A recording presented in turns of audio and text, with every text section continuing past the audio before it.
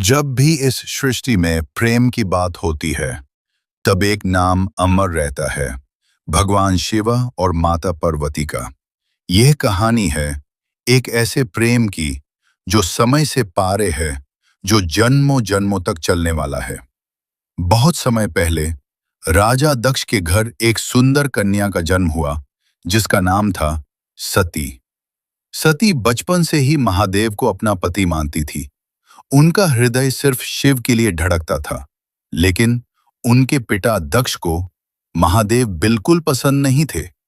एक दिन दक्ष ने एक विशाल यज्ञ का आयोजन किया, जिसमें सभी देवताओं को बुलाया गया, पर शिव और सती को नहीं। सती अपने पिता के घर गई, पर वहां उन्हें अपमान सहना पड़ा।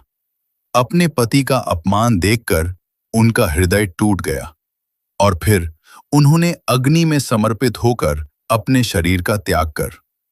जब महादेव को यह पता चला, तो उनका क्रोध भयानक रूप ले लिया। उन्होंने वीरभद्रा को उत्पन्न किया, जिसने दक्ष के यज्ञ को नाश कर दिया। महादेव ने सती के शरीर को उठाया और तांडव करने लगे। पूरी सृष्टि कंप उठी। तब विष्णु जी ने सुदर्शन चक्र से सती के शरीर के टुकड़े कर दिए, और जहां जहां ये टुकड़े गिरे, वहां शक्ति पीठ समय बीता और सती ने दोबारा जन्म लिया, इस बार माता पार्वती के रूप में। उनके पिता थे हिमालय और मां थी मैना। बचपन से ही पार्वती जी महादेव से प्रेम करती थी।